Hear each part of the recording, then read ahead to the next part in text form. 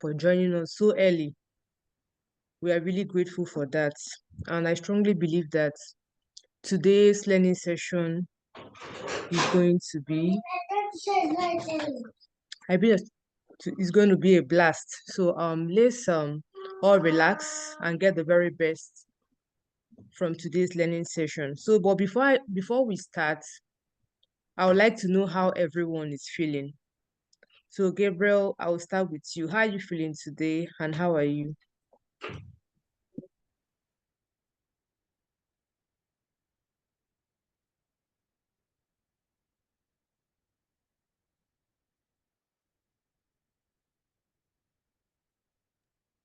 Did Gabriel hear me? All right, as Gabriel is trying to sort himself out, Pascal, how are you feeling today, and how are you? Good morning, Ruth. Good morning, everybody. I'm good. Just a little bit stressed out, but then. All right, okay. So I'm happy to hear that you're good. Keep stress under check, oh, Pascal. So stay fine. So Charity, how are you doing today? How prepared are you for today's learning session? I'm doing great. A little bit overwhelmed, but I'm okay. Okay, okay. So in everything, we keep pushing. All right, that's fine. So Gabriel, can you hear me now? How are you doing today? If you can hear me.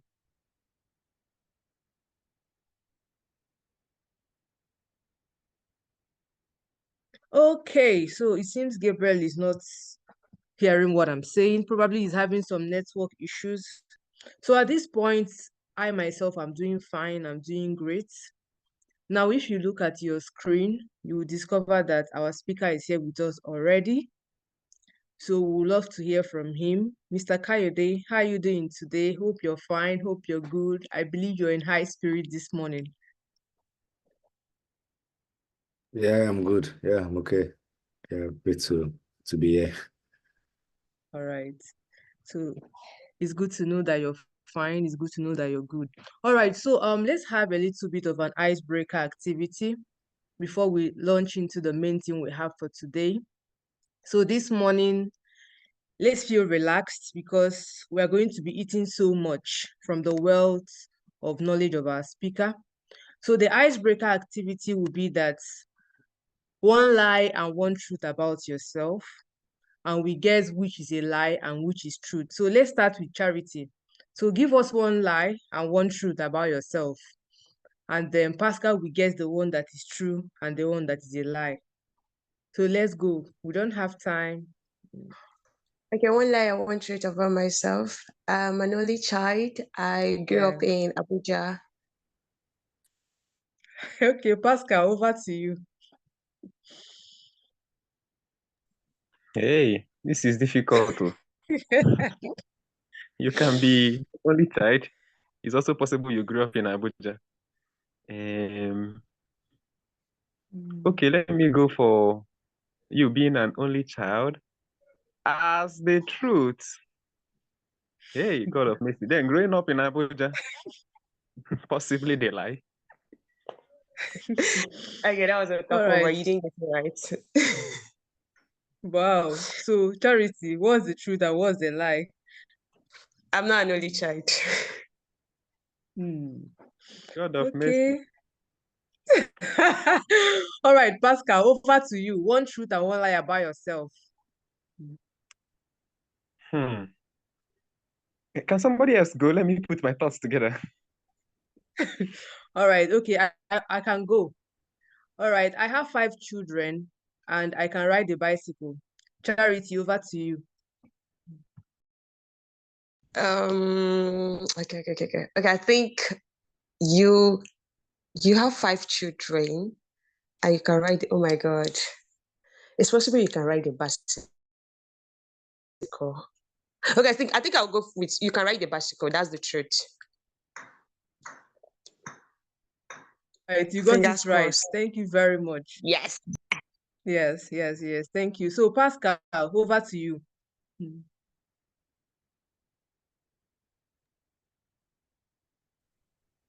Okay. I can cook, and I can also barb. I'm guessing that you can't barb. You can't barb, Pascal. Or you tell me now which one is the truth and which one is the lie. Hmm. I don't know whether you know me before now. And the barbing is not your own, it's my barbing. The way you said it, you Okay. muttered before you said you can barb. Okay, it's all right. It's all right. I Yeah, your agree. voice I gave can't me barb away. and I can cook. Okay, so that is it. Thank you so much, everyone. We're on a lighter note now, and a lighter mood. So very fast, we go over to what we have for today. You can look at my screen.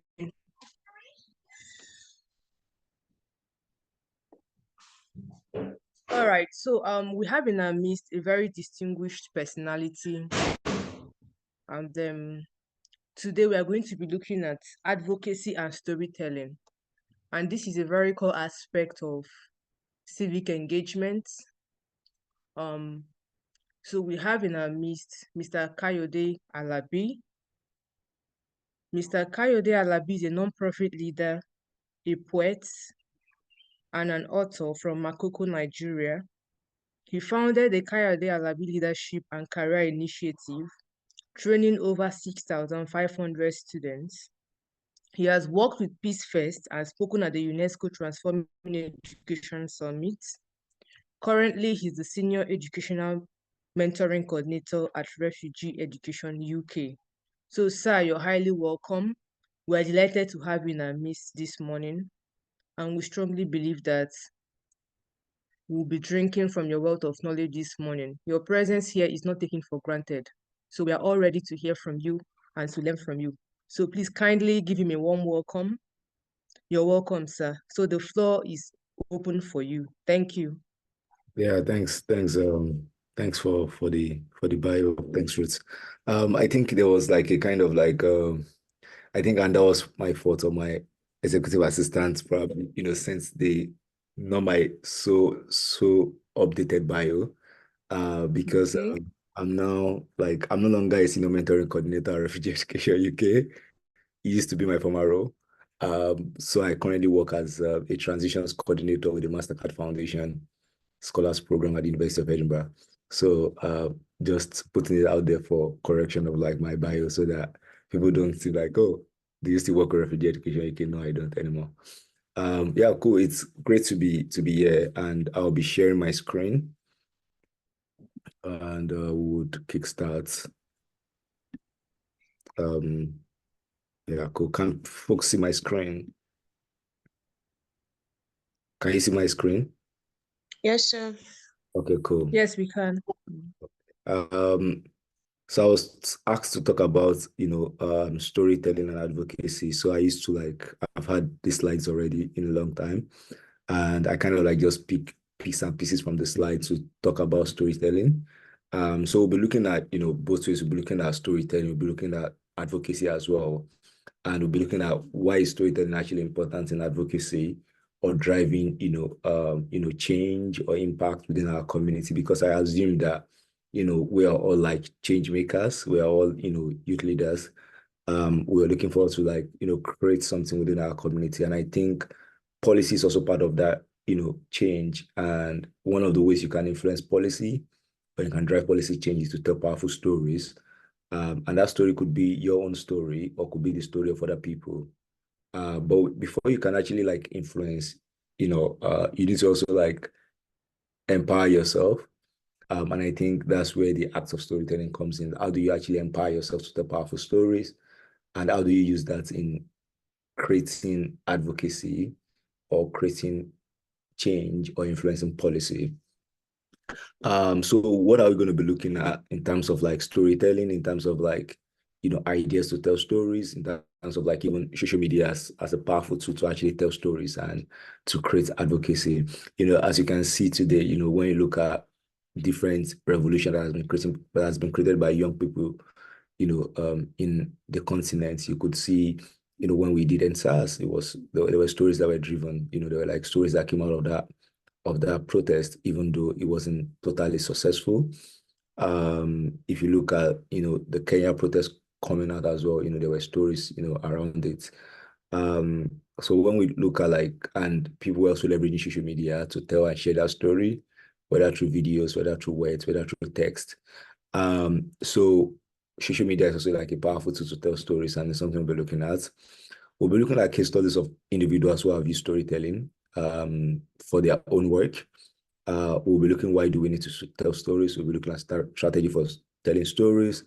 We'll be looking at my own story and a kind of like a problem and solution. How does storytelling actually revolves around a particular problem and a particular solution, and then we're going to have reflection. At every point in time, I might be asking questions, because I like the fact that we don't have a lot of people here today. It's way better. It means that we can have conversation and we can talk and we can chat through things. And if we don't get through all the slides, it's also fine. So because I really want us to share and talk and chat. One of the things that I do whenever people ask me to introduce myself, obviously, my bio has been read, but I like to introduce myself with my personal manifesto. I don't like to introduce myself with the things that I've done, or with the things that I've achieved, but I like to introduce myself with an ideal. What word am I aiming at, or what word is possible, or what word do I want to create? So whenever people ask me, Ahmed, introduce yourself, I use this personal manifesto to introduce myself. I am Ahmed Kayode Alabi. I want to help other people cross and help young people in underserved communities to change the circumstances they've inherited. I do not know when I will achieve my ideal world, but would I try and make the lives of other people better? And I know somebody else will carry on the course. I may be able to inspire a million or not, but what I'll be proud of is that I have made one person smile. I have watched them grow to change their circumstances, and they can transform themselves and their family, and they can have the courage to also help another person cross and change their circumstances too. So again, this is what I believe in. This is the word I want to create. Even this is why I tell stories, right? Is to inspire, because you can't just tell story for nothing's sake. Why are you actually telling stories? I think that's really important. As you define even your advocacy strategy, as you define your storytelling strategy for advocacy, why are you actually telling that story? Why is it important, right? So because you don't want to tell a random story to a policymaker that doesn't connect to the root cause, or doesn't connect to the problem that you're trying to solve, or doesn't connect to the policy that you're trying to influence. So it's not about like telling a random story. It's actually about thinking, how does that story actually connect to the larger piece or to the larger policy issue? And you could see how my own personal story actually leads to a personal broader issue. And I would like to tell that story to you. And I think, whenever I'm asked to pitch, I tell the story as well, because one of the ways I teach storytelling is actually to use stories. So this is me. I was born and raised in the largest floating slum in Africa, Makoko, Nigeria. I lost my mom when I was 7, and my dad became unemployed at the same time. I stayed out of school for academic term, and it was the same for my brother who stayed out of school for academic year. These were my circumstances growing up in the slum, until I attended a program for vulnerable children when I was 14. This program introduced me to self-esteem and leadership. And I decided to change my circumstances. I decided to take action, to impact my communities. I was so inspired, I decided to engage over 3,000 young people within my community. And from engaging over these 3,000 young people, I found out that only 1 in 10 young people would have access to the 21st century skills needed to change their circumstances, integrate into the workforce, and prepare for the future of work. And these were my circumstances growing up. And this is the reason why I started Skills to Rural Bootcamp. So at Skills to Rural Bootcamp, we use train the trainer model, where we train volunteers to run a 2-day bootcamp within their communities. And these young people through the bootcamp actually identify problems within their communities and co-create solutions to them using design thinking. As they co-create, they develop 21st century skills along the lines, such as critical thinking, creativity, emotional intelligence. They also have access to mentors who help them through the design process and becomes an important role model in their lives. And these mentors, also volunteers, take them through our digital blended learning curriculum, which have topics such as leadership, emotional intelligence, storytelling. And at the end of the boot camp, they are connected to opportunities for further personal and professional development, and also opportunities to make sure that the ideas that they've created, they can bring it to reality. And this is our solution, right? So again, that's a story. That's my story. And that's how that story actually leads to, a solution, right? And when you're thinking about like implementing a solution, for example, or when you're thinking about advocacy, for example, right? This is just like a kind of like a story, problem statement, and then you're moving on to like a solution. So you think about an advocacy solution. So an advocacy solution could be different from this, basically. It could be like tweaking policy. It could be like increasing funding. So I could tweak my story to say that, when I was growing up, I would find it difficult to raise money to get into school. The reason why I dropped out was because I couldn't have enough money to get into school, because there was not enough government support or government subsidy to ensure I can get the best resources at school. What if children like me can have access? So again, I'm now tweaking the story again to a larger policy issue, or to a larger advocacy issue, or to even a larger problem, for example. I could say there are 90 million young people across the continent who share similar circumstances as me. What if we do this? What if we do this, right? So when you're thinking about like, advocacy, and you're thinking about storytelling as well, or you're thinking about even running an advocacy project, there are multiple things that are important, right? You need money. You need money. Like, you can't just run an advocacy project without having money. You probably need resources. You need money. You need money for travel. You need money to gather some materials that you need for advocacy. If you're even doing social media advocacy, you'll probably need money for data as well, or the internet, because it's not entirely free. You need people. You can't do advocacy on your own. You need people. People are the ones that can, kind of like, help you through that journey. And how do you even win people? Stories, right? You need time as well. There's always like a time for like an advocacy, right? When do you want to start? When do you want to finish? Not knowing when to finish sometimes can be dangerous, right? How do you want to go about the time? You also need a platform. So what platform do you want to use to amplify your voice and all? So I've mentioned money. I've actually mentioned people. I've mentioned time, and I've mentioned platform. What do you think is missing? What do you think is one of the most important things that is missing here to drive advocacy? Or what important skill do we need for advocacy that is missing here? Pascal, Charity, anybody wants to go? It seems I've been talking too much. Yeah, please fire on.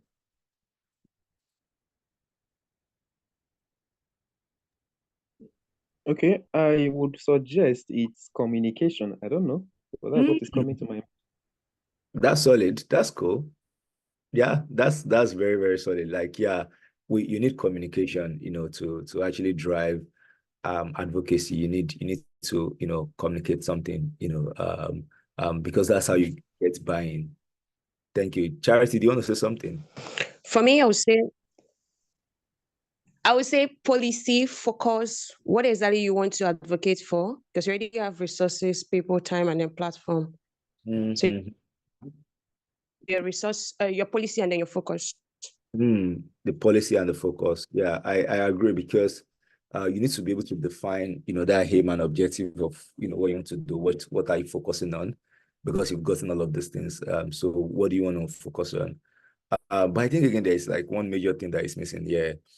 And I think that thing is actually storytelling. Even when you think about communication, like Pascal mentioned, the story, right? If you want to communicate to people, especially if you want to connect to people's emotion, it's through stories. And if you also want to communicate a policy focus or an area or an objective, just want to tell people like, oh, this is what we are doing. Nothing will move anybody, right? If Martin Luther King has gone, when they were fighting for civil rights movements in the US, And Martin Luther King, as when he went to give the I Have a Dream speech, it was just like, I have a plan speech, kind of like, okay, I have gotten this, this is what we want to do, want to challenge, maybe nobody will be moved. But then he was able to tell the story of like, what is going to be the future of the children in the United States, Black children in the United States in the future, and that story is driven in the I Have a Dream story, right? And it's what like get people to go crazy, get people to say that I'm interested in this cause and I'm ready to die for this cause. So passion is also important, Victoria. Yeah, I think passion is important. I think, in storytelling, you could easily sense the passion. And one thing that I tell people is that you don't have to be loud to tell stories, right? It doesn't have to be loud. You don't have to, shout. Passion doesn't mean that you're loud. Passion comes from, fulfillment. It comes from pursuing something. It comes from pursuing a drive. It comes from pursuing a purpose. And it's how you kind of like contend with the story, and how you kind of like tell a story. I was watching a video recently of a guy who delivered a speech, around why Britain isn't supporting Palestine during this Israel-Palestine conflict. And, it was like, talking about like, ceasefire and all of those things. And the way he told that story, on the stage, like I could feel and I could move, you could sense the passion. So passion is not loud. Passion is not being all over the place. Passion is how you even understand the issue and how you kind of like contend with the issue and how you kind of like grapple with the issue. And I can say this, that I used to think before that, passion is, shouting and all of those things, I used to be like in a very, very rush to, deliver, like, it's when I'm using my energy, obviously it's good to have energy. But I also think it's good to be able to hold conversations together, right? It's be able to like, hold your story together, communicate your story together, and be calm in communication, because you can be calm and be hard, right? You can be calm and be strong. You can be calm and be solid. You can be calm and you can be calm and be powerful. Right? And it's something that I'm learning. How can you be calm and be powerful at the same time? There's a concept called temporary radicals. And temporary radicals is how, if you want to communicate really difficult issue, you see people going to the government and fighting them. Oh, we want, we want this, we want that, and sometimes you see that people push back, right? What temporary radicals does, what they do is that they kind of like tone a little bit down their voice. They are speaking with facts, they are telling stories, but they are speaking calmly in a way that is powerful and in a way that you're radical, but yet you're calm. And I think that is powerful with advocacy as well, especially when you're in a negotiating room, when you're trying to lobby for a particular policy change. At any point, if you have any question or contribution, please just raise up your hand and let me know. And, I also want us to, contribute in between. So why storytelling, right? Why do you tell stories? Why is storytelling important in advocacy? Like we've said or we've mentioned, storytelling actually appeals to the part of the brain that deals with emotion but not logic. Storytelling is not logical. It's not, step-by-step ways to do things. It's like, it's emotional. It's how you get into the emotion of somebody and they could sense that, what if that person is my brother? How you tap into someone's empathy and emotion, right? What if that person is my mom? What if that person is my child? And I can tell you that as a human being, we have dual personality, but we don't know. Somebody that you think that is very, very hard, they've gotten a soft heart within them. Just that you've not tapped into their softness yet, right? So for me, it's like tapping into the emotion of people, that aspect of people that, allow them to loosen a little bit, to say like, I want to drop my guard this time. I want to hear what this person has to say. And I think what does that is stories. And if somebody can listen to the story, I feel like I actually connect to that story. And I think it's also why you think about storytelling and when you think about advocacy as well. It's also why it is important to research the person you're trying to like influence. who are you trying to influence? What's their journey like? What's their story like? And understanding their journey, understanding what pains them, like their pain points, understanding all of those things and blending all of those things into your storytelling narrative can be extremely powerful when you're trying to drive advocacy, or when you're trying to drive change, or when you're trying to influence policy. So yeah, again, like I said, storytelling appeals to the part of the brain that deals with emotion and logic. Storytelling is what inspires other people to take action. Is what people would say that I feel connected. I'm ready to die for this person. I'm ready to die for Ahmed. I'm ready to die for Ruth. I'm ready to die for Charity. I'm ready to die for Pascal. It's something that you've given people. It's the power of shared story, which we're going to talk about along the journey. And why is storytelling important in advocacy? Again, like I said, emotions. It helps you to communicate your facts better. So if you've gotten facts, what is that story that tells the story of that fact? What is that story that complements the story of that fact? And that's why when you look at data as well, because if you're doing advocacy, you need data. Is the reason why people collect both qualitative and quantitative data, that if a quantitative data actually tells the numbers, of, a particular trend or a particular issue, what's that story that gives life to that number, right? Because if I tell you that, 90% are faced by this, yeah, okay. What does that do to me? Nothing for it. It might be logical, it might sound logical that that's what the data is saying, but then what's that story that actually qualifies that data? And if you're telling the story like, 90% die from complication, of 90%, of mothers die from complication at birth. And to be honest, that's my story. When my mother gave birth to me, she had a complication at birth. And, she lost so much blood and she couldn't get the right treatments. And there are 90 people, like there are 90% of women or mothers like that in our world today who are going through similar challenges. What if that person is your mother? What would you do? Like this is like I'm just forming stories, right? I'm just framing stories, but I'm just telling you, like, how do you actually tell that story in terms of like larger data?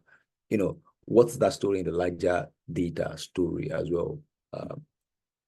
So when you also think about storytelling, how many of you have heard about the golden circle? How many of you have heard about the golden circle? Okay, Pascal, yeah, cool. Would you want to explain?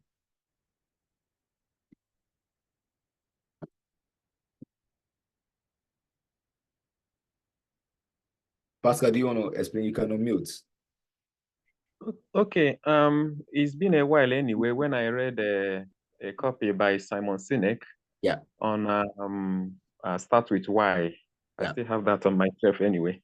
So that was the first place I encountered the golden circle. And I think his major emphasis is on the very tiny circle in the middle, which is where the why is. And yeah. for him, there is no how you would be effective at anything, basically, if there is no why. And then that why has to be strong enough to be able to drive the entire process of reaching that goal you've set to fight for or achieve. So until there is a why, then there can now be a how. And that how now has to be targeted to the why, then what comes in. So it's just been quite a time. So I think that's just a few insight I could give to the concept of the golden circle. Thank you.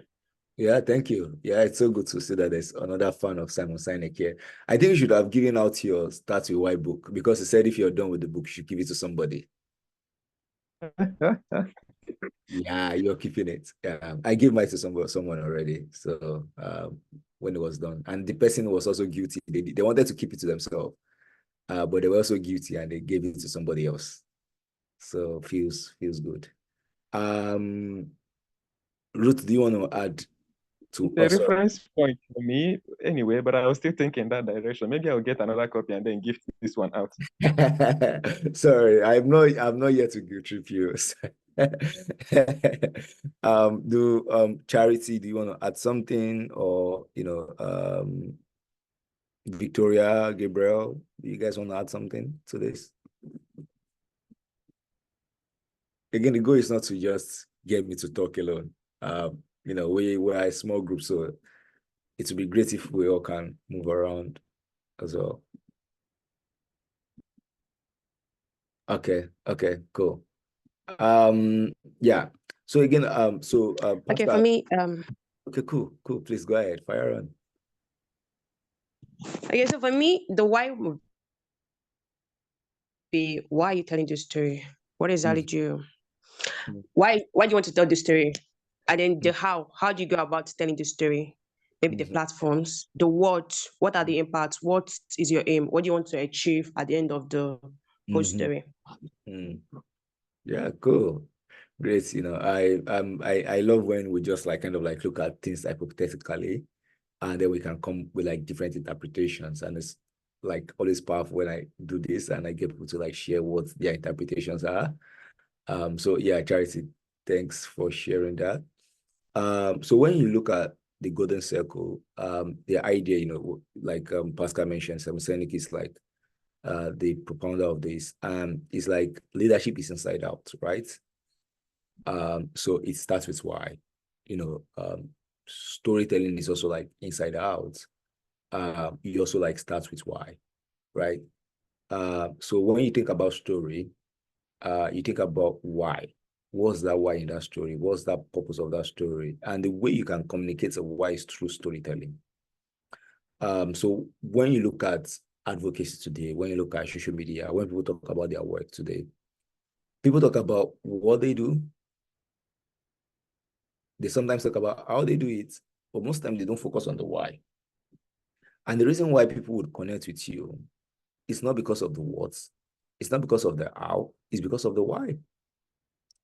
The reason why somebody will say that I'm ready to give my all to this person is because of that why. And the only way you can tell the why or the why story is through storytelling. It's how you communicate the why. It's why somebody knows that this is why this person does what he does. And that's why for me, when I think about social media, or I think about even communicating my progress, or I think about communicating with my achievements, I try to tie to a why. I try to tie to a story. That somebody reads that story and they feel connected. And that's why somebody want to come to you and say that I want to be your ally. I want to support you. I feel connected to that story. I think we share lived experience together, and I'm ready to die for this cause. I want to join you. It's not because of the how. It's not because of the words. It's because of the why. So it is inside out. Storytelling is inside out. Leadership is inside out. So as a leader of an advocacy group, when you think about, your advocacy strategy, think about the story that anchor your advocacy. What is that anchor? What is that story? What is that you want to tell to the people?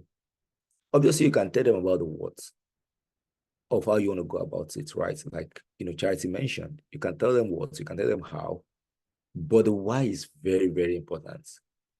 And that why is the story, right? And what happens most of the time is that there's a split, right? So the why and the how and the what, they have to be a sync, right? There have to be a connection between the why, there have to be a connection between the how, and there have to be a connection between the what. So where the split happens is that if the how doesn't align or tally with the why, or if the what doesn't align or tally with the how and the why. So we have to be careful of the splits as well, right? And again, people most times talk about what they want to do. Oh, we've gotten this, and then they talk about the what. But they never talk about the how, and they never talk about the why. So when you think about storytelling, when you think about advocacy, think about the golden circle. And think about how it can help you to structure your storytelling narrative. So again, I think we could do a bit of an activity here to think. When you think about activism or social good, or like when you think about activism, what actually comes to your mind in one word? When you think about activism, what comes to your mind? Like in one word, when you think about activism, I will probably think about social good or education, because that's my area of focus. But when you particularly, when you think about activism, what are you thinking about? What do you think about? Action, cool. Give us more words. Let's have more. I keep, in one word, when you think about activism, what do you think? It could be more than one word as well. Social change, yeah. Change, It could be more than one word as well. I can also add transformation. Ask for good impact. Movement, yeah. Movement. Let's keep going. Let's exhaust all we have. Let's keep going. Transformation, yeah. Revolution, yes. Revolution, yeah. Let's keep going. Do we have more? Oh, we've exhausted everything. Reform, yeah. Yeah, there's a theory of reform, and I've forgotten that theory. It's a theory by Nick Chisman. It's around reform and resist, like, if dialectics, yeah, okay. There's a lot that people are adding. Like, yeah, thanks. Development, yeah. Development, you want to see a change over time. Yeah.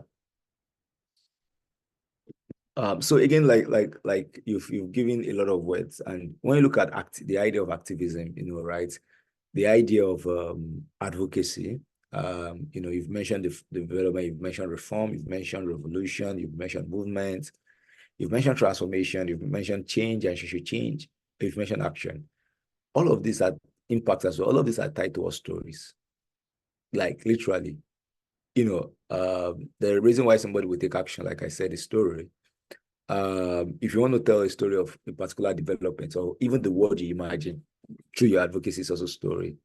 And for me, I don't only see activism as bringing like thousands or hundreds of thousands of people together, or millions of people. Advocacy sometimes is fighting for one person. So think about the life of one person that your advocacy would change, and how that story of that person would also change. Like, think about it. In my former job at Refugee Education UK, we actually see activism as supporting one child or one young refugee. So if, for example, a refugee wants to get into college, we have to advocate for that one person, making sure that, their entry exam, they do really well, that there are some certain things that the college have to overlook for them to make sure that they can be registered into their course. We even go to like their enrollment days, where they'll be like, they'll put them in lower class. And you'll be like, no, you shouldn't put this person in lower class. They've had this experience before. They've studied this in their home country before. And when they came here, they've done this before, and they've gotten mentoring. And they get support by a mentor. So the mentor support them, and with the additional mentoring support and the support that they get from your college, I'm very sure that they will perform in this class. That's like advocacy for one person, right? So when you also think about activism, don't also think about millions, thousands. Think about movements of like, how you support just one person as well.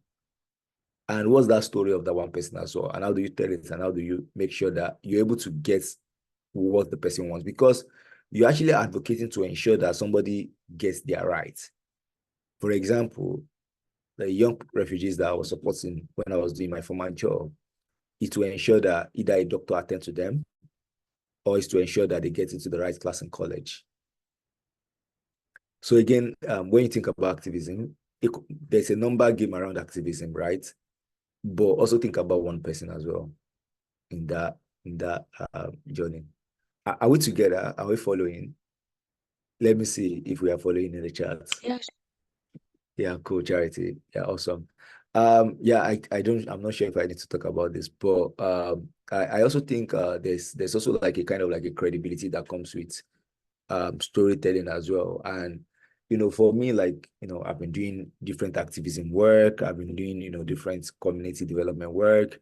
And I do all of these things. Like when there was a time I was advocating for prevention of HIV and AIDS and all of those things, and I'll create awareness about it, because when you also think about advocacy, you need to think about awareness as well. They said awareness is the beginning of transformation.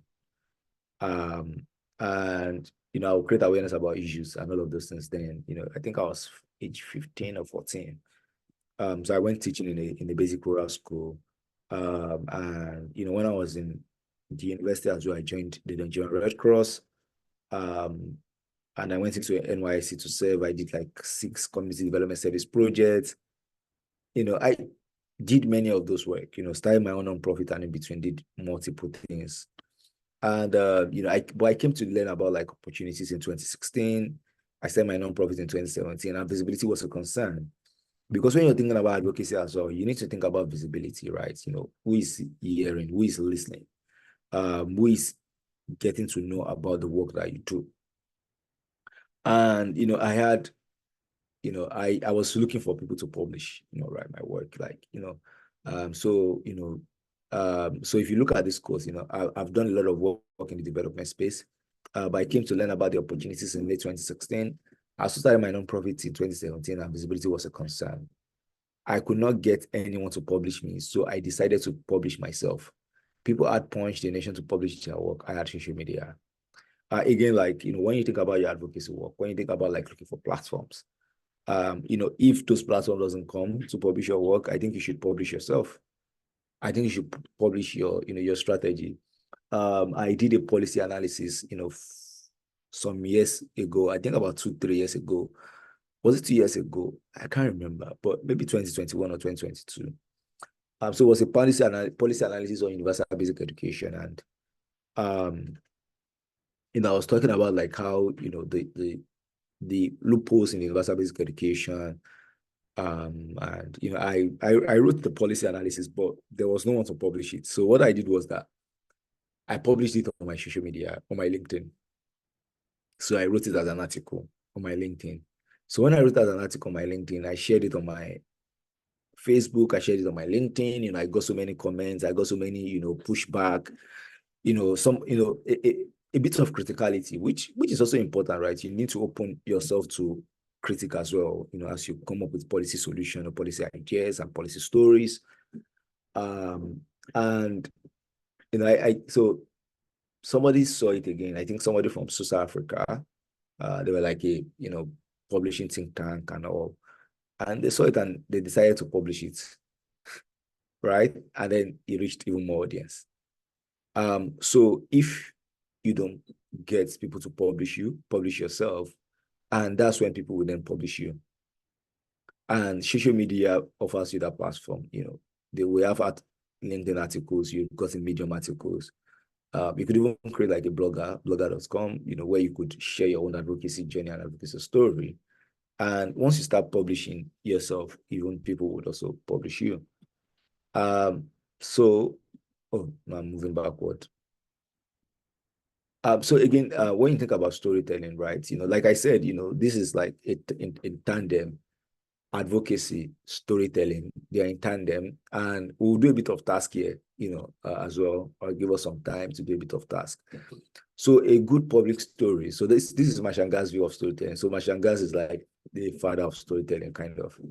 And he came up with several ways and theories of how storytelling can be told, and it says something that a good public story is drawn from the series of choice points that you structure the plot of your life, the challenges you faced, the choices you made, and the outcome you experienced. So challenge. So why did you feel it was a challenge? What was so challenging about it? Why was it your challenge, right? So think about, for me, growing up in Makoko, not having access to resources, and many other children probably have access to resources, right? That was the challenge, right? That was the challenge growing up, losing my mom, due to lack of access to quality health care. My dad became unemployed at the same time. What if my dad had access to a social protection system, that ensured that my dad can get maybe even some cash to support his family during that time that he doesn't have a job and he was sick. Right? Those were like my challenge, right? And how do I blend that personal challenge and personal experience and the experience of the people that I've seen? How do I blend that into, my challenge and my story, right? Then it comes to the choices, what did you make, so despite those challenges, I made a choice. And the choice was like, I wanted to do something about my circumstances and my problem. And I decided to start teaching. And I started to do advocacy and started to do several other work, right? So why did you make the choice you did? Where did you get the courage or not? Where did you get the hope or not? How did they feel, right? So you also structure your choice into the story. So you think about the challenge, you think about the choice you made, and then you think about the outcome. How did the outcome feel? Why did it feel that way? What did they teach you? What do you want to teach us? How do you want us to feel, right? So you're thinking about outcome, you're thinking then you can be thinking about the numbers. You can be thinking about the data, you can be thinking about like, if multiple children are supported this way, like I've had access to resources that changed everything for me and support system. What if we, have counselors in schools? That could be a policy you want to change, right? Multiple counselors in school.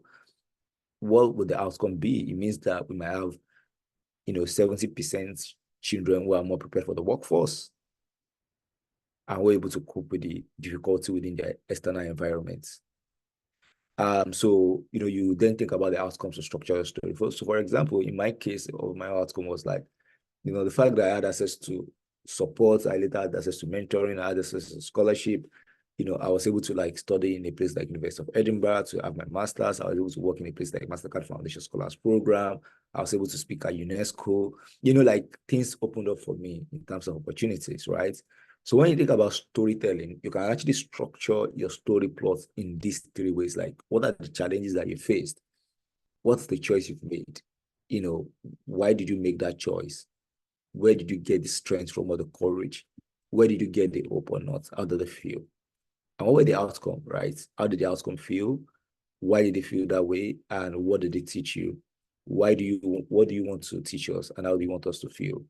So I'll give us like 10 minutes.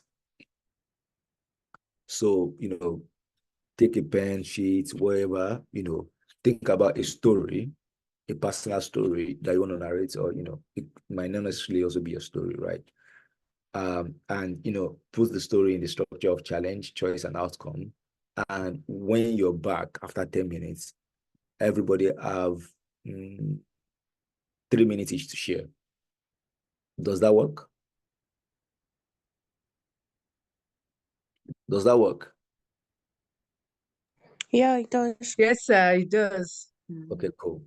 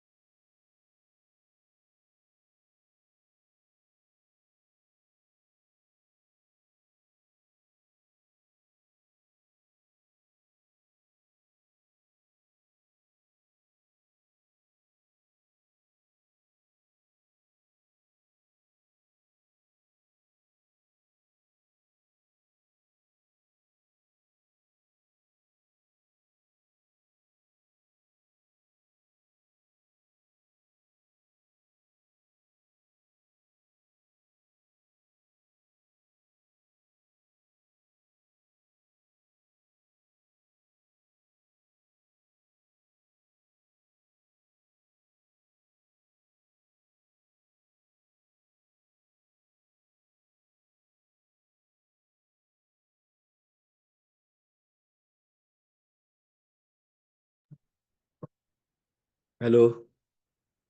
Are we good? Are we back? Yes, Ah, we are. cool. So now let's do who wants to go first to share? Who is willing to share their story? Who is going first?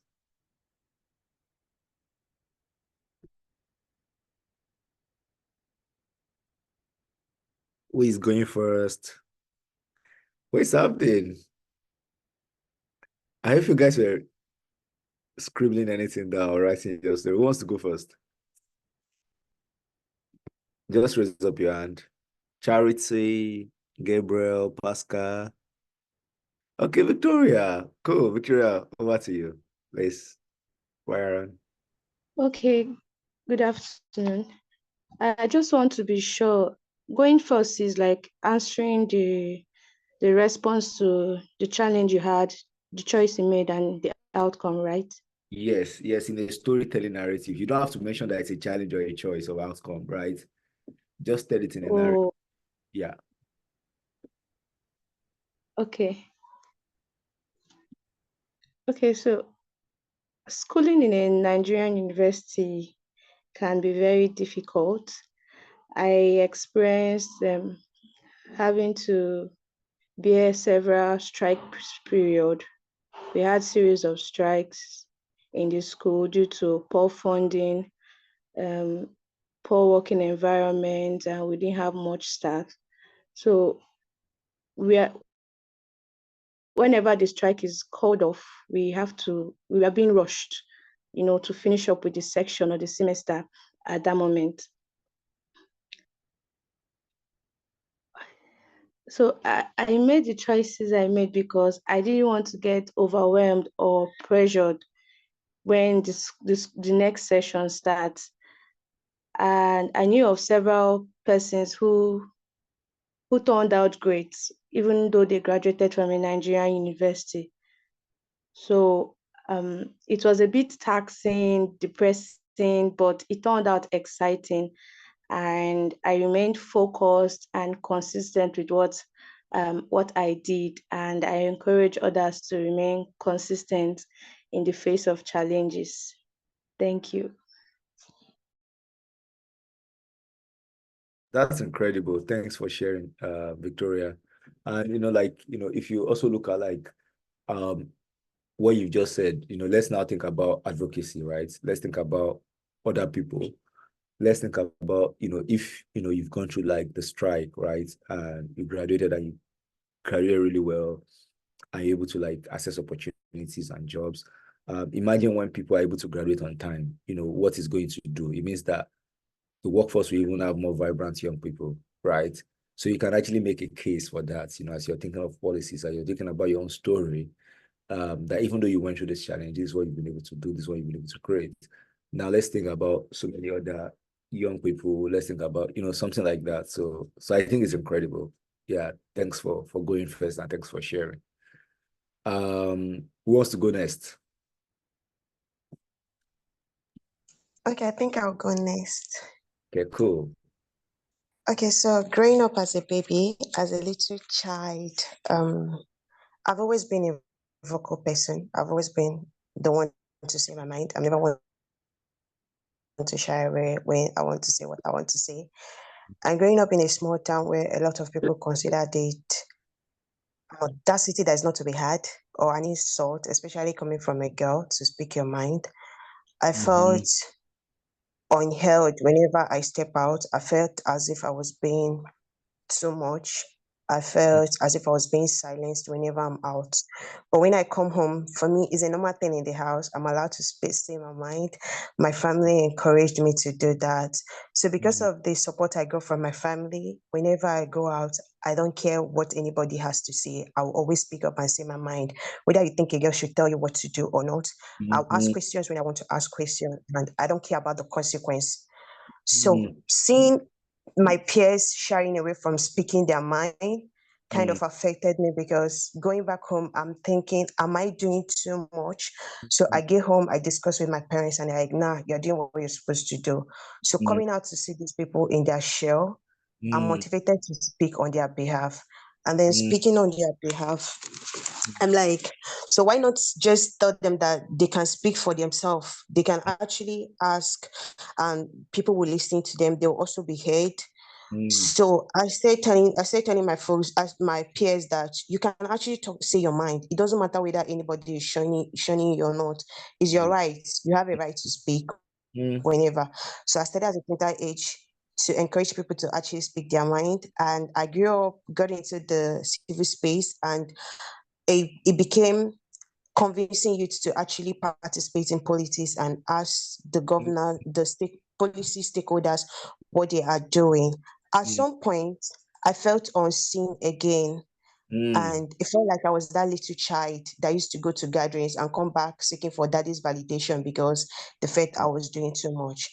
And as a creative, that's when I started writing. So instead of speaking what I want to say, I put it in a word and I just read it out to my friends. I didn't even share my work back then. So it took a while for me before I started sharing my work. And I got to one of my mentors was like, you can actually speak to your art instead of just keeping it to yourself. So I started performing it. I saw the reaction. I saw the goosebumps. People were coming, oh my God, I felt the impact of your performance. I had a rethink about the lives that is being wasted, about how people can actually do more. So I'm like, okay, if I can do this in my own little space, then I can actually encourage my fellow creatives to actually do it using their art. So I started talking to my creative, and that was how I got into the advocacy movement, encouraging people to actually speak using their creative arts. So I go out with these my community members in my team, and I watch them perform, and I see the impact. I see people having a rethink about what's going on. I see people actually gingering to. We had a piece one certain time on police brutality, and people were like, "Yeah, the NSAS. We should do something about the NSAS memorial." We had a media company here in Enugu volunteer to come cover our events for free. We had one of the top community leader in Enugu volunteer to actually speak. And I'm like, yeah, this is actually making an impact. And it kind of reminded me of the Bible verse, ask and it shall be given unto you. So I'm like, yes, we're not keeping quiet. We are asking through this our art and we're actually getting. So imagine if I can make this little impact in my own space among creative. Imagine if we can actually use this our voice and us and the stakeholders are listening to us. They're actually being accountable. Imagine if me, a small 5 feet child, can actually make people listen to my voice. How much more people that are more educated than me? How much more people that are more exposed than me? How much more these youths that are more closer to these policymakers? If they just realize that their voice matter, what more can they do? Realizing the power that is in their. Yeah, Charity, that's extremely powerful. And I think, one thing that that I was speaking from that story is how you're able to use your own voice, how you're able to find your voice and then use that as a form of advocacy for other people as well. And I think when you think about this story and you're thinking about influencing and you're thinking about change, you're thinking do you want to go to the government directly or do you want to go through a third party, for example, like UNESCO, for example, depending or maybe UNHCR or maybe all of those UN kind of structure, because they also play a role in policies as well, whether state policy, whether global policy, world policy. So you're thinking of what if they do a project or an awareness where creative can speak about an important issue or about a important policy issue in the country, for example, maybe around human rights, for example, right? So, you're thinking of so your story kind of connects with that idea, of how do we get creatives to speak about, some creativity is an outlet, to speak up, it's a catalyst to speak about a particular issue. So some people might not have gotten their voice through speaking, but through art, through music, through, poetry, through whatever means, they're able to express themselves. And I think that is incredibly powerful. Well done. That's incredible. Who wants to go next? Have you ever shared this story before, Charity? Not to the full end. I didn't really share the outcome. I might say the challenge, but I don't go further to share the Okay. outcome. Okay. Okay. Are you open to share someday? I mean, no pressure. But Yes. yeah, go. Yeah, it would be great for people to like get inspiration from that. We've not heard from Pascal and Gabriel.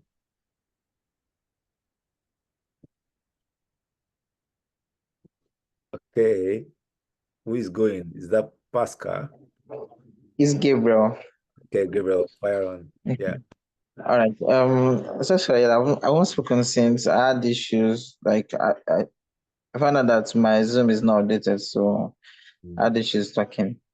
Um, so for my own end, I've actually had challenge that I like to share, and then the choice I took, and then the outcome. So I'm someone that is actually visually impaired. So um, I'm a law student, a final year law student in the rest of Nigeria. So there was a time my first year while staying in hostel. I just woke up one night and then discovered that my phone was stolen. And this is what I used to read, this is what I used to communicate, and all that. You get. Still, that was not enough. Down to third year last year, it was stealing as well from window. Like, I mean, if you stay in Nigeria school, public school, before you go window men and all that. So it happened, and I mean, the second one was even like 2 days to exam. The first one was during exam period.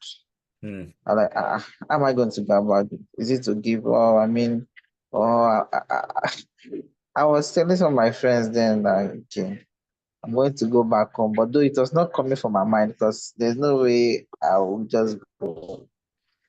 I was telling them, no, I'm going to go back home and well, like, okay, I'm someone that some persons, I mean, sees me as an encouragement and all that. So if I give up or because of this stuff at this moment, it will be very, very, very bad. They get. There are so many persons that have suffered several lot. It's not just because of the phone steps. I mean, it's you know how valuable it is for me. You get not really the money to replace itself. Because on that very day, I went out and got another one. But the emotional trauma was much, and that affected me. But I didn't give up, and yeah, man. And the good thing is that I've used this story in essays, upon essay with it, and it's even an international essay that I even wrote using this essay, and then someone saw my work and like, oh, so beautiful, like one of the winners, the past winners. International is a Peter Docker is in the wow. What has been a we even get to, I mean, be going to Vienna this year. Using my story because the competition is storytelling and essay. So that's just it. So. Yeah, hold on, congratulations. Like this is incredible. And thanks for like, sharing. Like I said, when we also think about advocacy, you think about like this larger story, in that, larger advocacy story as well, who are those who might share similar circumstances, like, see the opportunities that have been given to you. Imagine you like even get more support, right? Even when your phone was stolen, even in all of those challenges that you faced, imagine, despite being like visually impaired and you're able to like do all of these great things that you've done, imagine what happens if, other people were also supported, right? Who share similar circumstances and who share, similar issue, and then you're tying that into a larger policy advocacy story, larger data, because there's a larger data set, right? And when you also look at impairment as well, you're not just talking about like, people who are visually impaired, you're also thinking of like other people who share similar experience, one or two form, experience as well. And you're able to tap into their own experiences as well, and you're able to tell that larger story, like, that could shift a change. It could shift a policy change that could, create more inclusive spaces in schools, for example. So imagine even within the school system, how do you even create an inclusive space within the school system, for example? even within your department or within your faculty or within the whole university, or even externally. So I think it's incredible, and I think it's powerful. Do you know this guy, Demola Adeleke?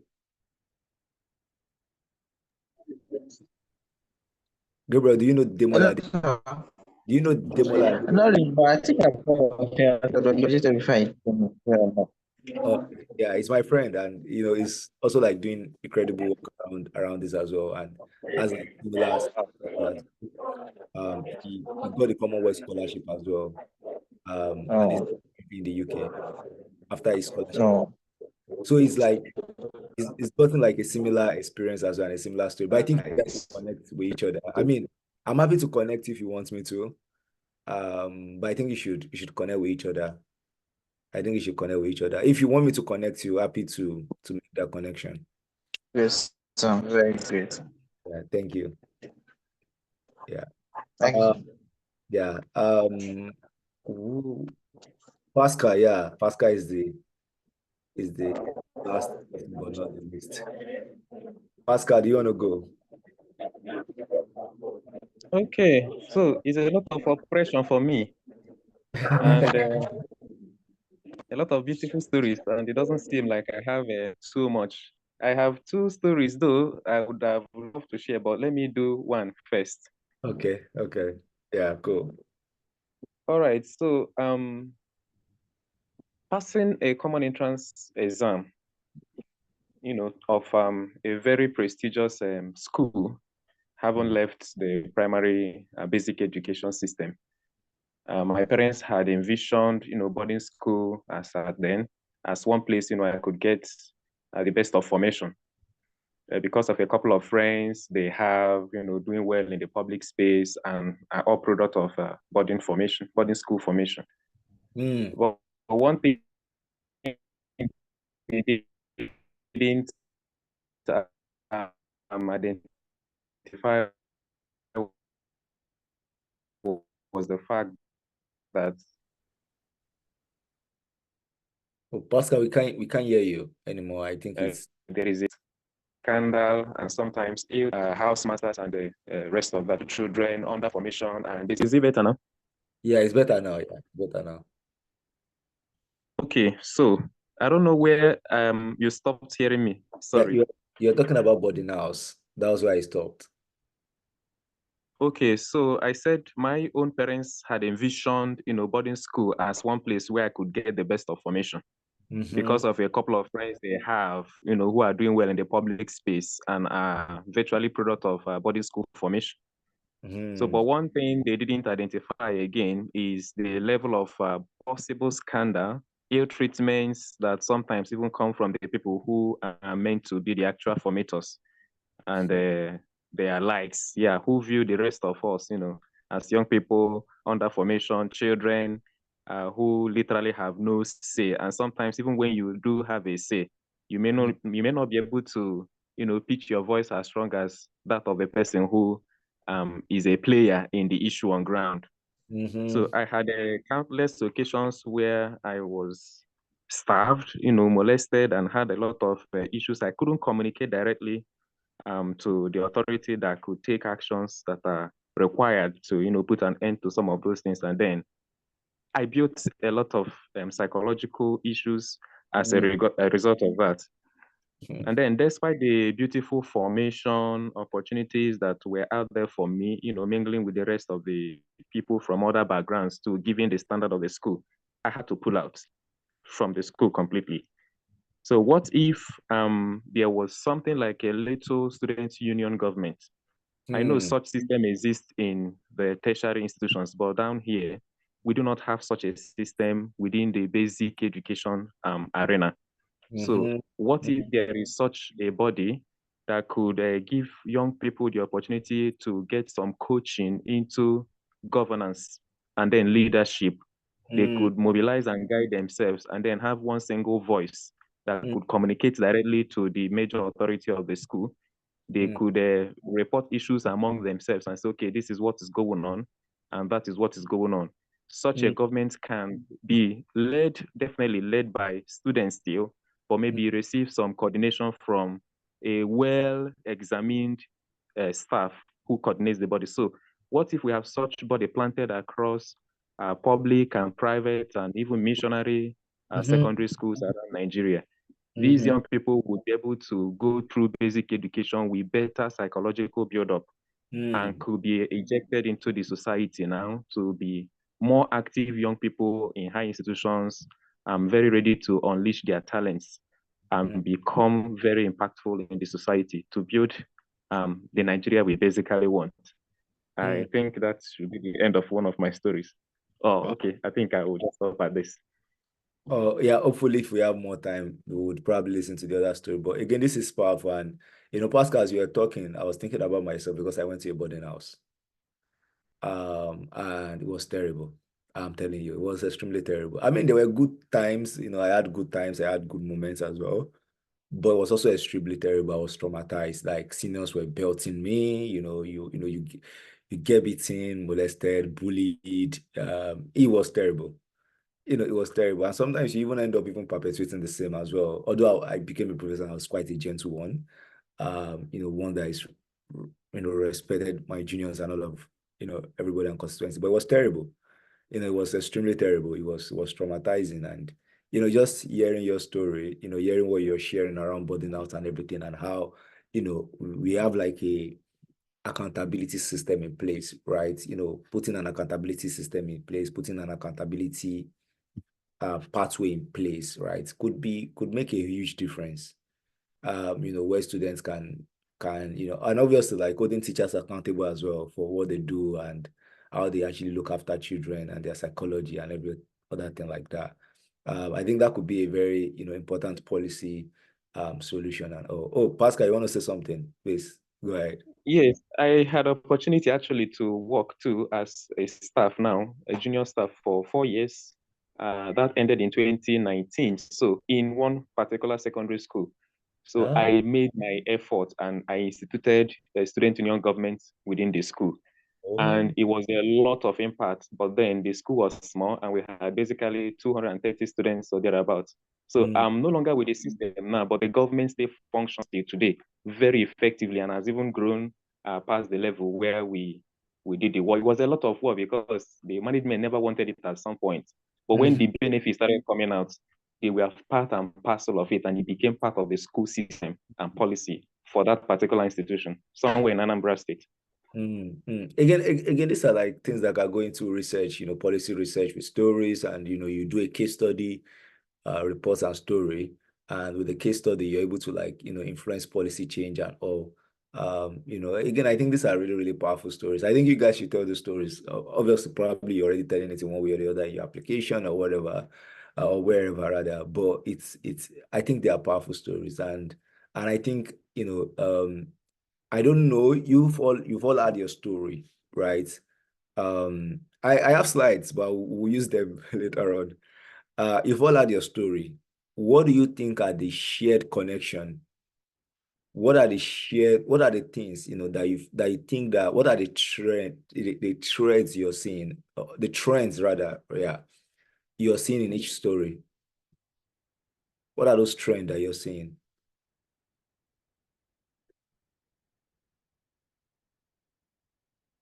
Do anybody want to go? What's that connection that you're still seeing in the story? Are there any connection that is coming up for you? Are there any things that you're seeing in terms of like you just sitting down, hearing each and everyone's story? Okay, yeah, Pascal, please fire on. I don't know if I have the right answer, but then I feel from the stories I've heard and perhaps what I also shared, there is a reason for every action that has happened. And I think it is also, that's the why now. There is a why, there is a reason for every action that has happened. And there is consciousness that has made each and every one of us to have discovered, oh, this is a problem. And then there is passion that has ignited a quest to have, tried to maintain some level of authenticity at some point, and then being able to go through the challenge, the choice, and there is a level of outcome also. Okay. I think we should probably be done with the session, with what Pascal just said, because these are like really, really important notes. I'm also taking I'll notes. be right as I do. No, that was very, very important. These are like really, really important notes and points to mention. Do we have any?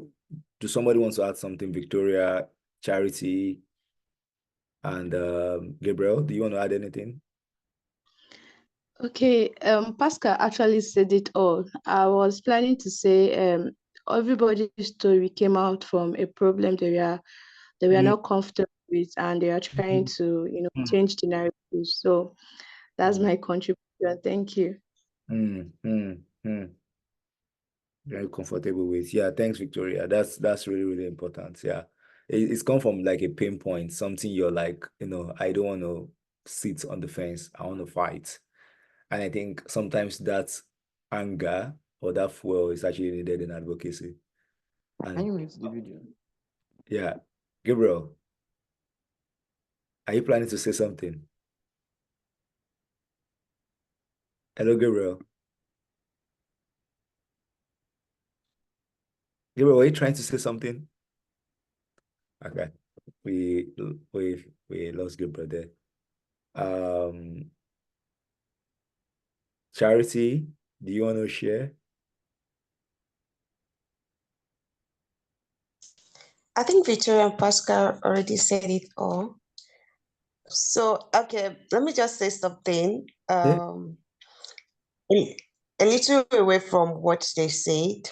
I Mhm. think the focus thing there is our experience, just like how they said, and how it affected us. So maybe it's now the empathy. That's how we are about finding solutions for this thing, which you can also use in telling our story. The target thing should be empathy. How can we actually mix, connect to somebody else's empathic side, just like how you said, with our experience, with what another person is passing through. Connect to somebody else. Thank you. Thank you for sharing that. Gabriel, I thought you wanted to say something before we couldn't hear you. But you can put it in the chat as well. Yeah. You first said really, really like important points, like for example, you spoke about there's a reason, behind each and every story. And I think when you think about advocacy, what's that and storytelling, what's the reason, what's the why, behind that story. So leading with why, there's an awareness. So there's a storytelling awareness, right? You have to be aware of the story. And I think storytelling also comes to reflection, right? So as you're writing, your story of advocacy or your story of change, you're thinking of like, what's the awareness of that story?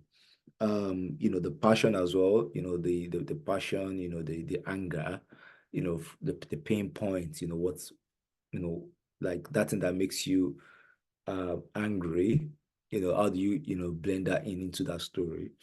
Authenticity, I think that's powerful, being authentic. I think it's really important, like in storytelling, when you're authentic, like when you're authentic, you're truthful, you're vulnerable. I think that's something that is really powerful, and it's something that you all have shared, right? As I was hearing your story, I could see that authenticity, vulnerability, and it's what makes people like say that I want to support you.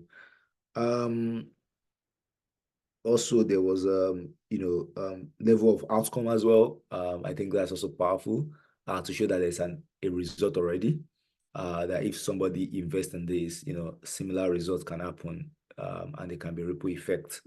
And I think that's also powerful when you think about advocacy and storytelling. Problem that we weren't comfortable with, again, there's something that doesn't sit well with us. We're like, we were like, this is not comfortable. So there's a sort of like uncomfortability as well, that is coming, in between, and and that made us to do something and take action. Yeah, also connection to somebody else. I think it was Charity that said this, like, there's a connection to somebody else, even we've been able to connect with each other, even though this is on screen, but to some extent, by listening to our story, each other, we are able to connect. And imagine that you're speaking to somebody who can influence policy, or even somebody who can influence a project in the community. Because if you're thinking about advocacy, community advocacy as well is an advocacy as well, right? They are like elderly people who are probably perpetuating injustice in the community, and sometimes they are the gatekeepers. And you want to kind of like influence those people, right? And you being able to like sit with them, listen to them, share your own story, and connecting with them could create an entry point into making some certain change that you want to create. Yeah, so I think, yeah, thanks for all for sharing. I just wanted to like use this moment to make sure that we're able to listen to each other. It's good that we don't have a lot of numbers of people as well, so we're able to listen to each other and just hear from each other and learn from each other. So yeah, let's keep going. Like I said, I'm not going to rush because I want us to like just take time to learn from each other. Mashaga said something on storytelling, right? And he said, you may think that your story doesn't matter, that people aren't interested, that you shouldn't be talking about yourself. But when you do public work, you have a responsibility to offer a public account of who you are, why you do what you do, and where you hope to lead. The thing about it is that if you don't alter your public story, others will, and they may not tell it in the way that you like, as many recent examples have shown. So there is no one who can tell your story better than you do. You're the author of your story. You're the person who can tell your story. In fact, if another person tells your story, probably they would miss one or two things from your story, and they might not even have the passion to tell it. So the person who can actually share that story, that story of advocacy, that story of change, that story of like influence, that person is you, right? So storytelling it's incredible. Like for me, it changed my life. Like so many good ideas that it has brought to me, in terms of even change, in terms of people raising up their hands that they want to support our work. Many of our volunteers, especially our early volunteers, I think in my organization, I think 99% or 98% of the people who raise up their hand to say like they want to be part after like maybe hearing my story in an event, or after like just hearing my story on social media, they are still within the organization, and it's 7 years already. It's 6, 7 years already, and they're still willing, they are still willing to go, they're still willing to fight. And I think that's what storytelling does. It's powerful. It wins you allies. It wins you people who will be like, I'm ready to go. I'm ready to support you. Because as you're thinking about advocacy, you're thinking about allies. You don't want to go alone. It's safe when you're not alone, right? It's safe when you know that there are other people who are going to be supporting you. So another style that probably you need to know or you need to understand is also like, it's also created by Marshall Gans. It's like, what's the story of self, right? Like if all done, why you were called to what you've been called to, what's that story of self, what's your consistency, community, and organization has been called to, is shared purpose, goals, and vision, what's that story of us? So as you're thinking about like your story, I said, when you think about your story, then you also need to think about the larger story. So what's that community story? What's that constituency story? What's that shared story? So like today, what we did today now by sharing each of our story is that we are building a shared story, from